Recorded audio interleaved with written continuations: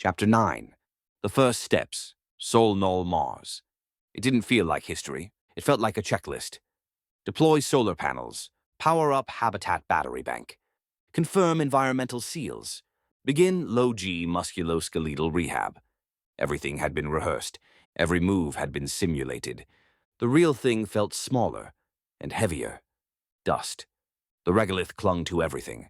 It rose like fog when they walked, settled like static in their joints, crawled into seals and creases, coating the visors in faint brown lines. Bianca Vasquez ran a gloved hand through it, watching how it moved. "It doesn't behave like dirt," she said. "It behaves like something waiting."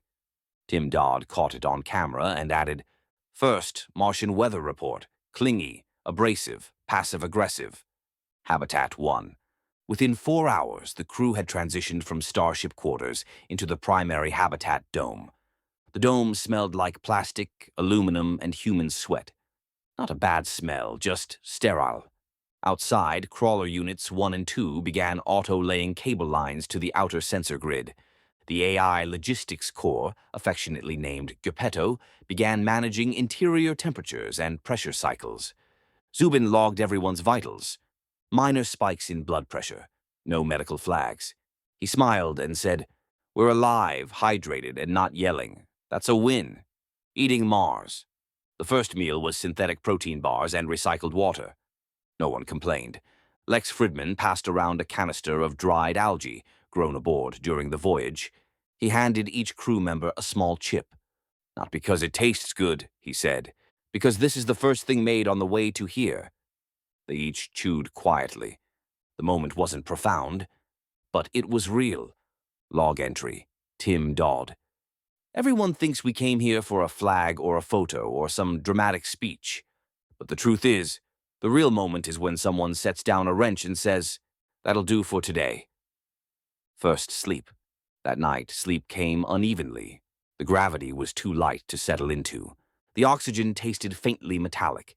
The wind outside was low-frequency static, inaudible but felt. McLean sat up late, watching the external telemetry on her HUD. Lex sat in the observatory bubble, gazing at the faint red haze outside. Bianca journaled. Damania reviewed muscle deterioration rates. No one spoke of Earth. Earth messages.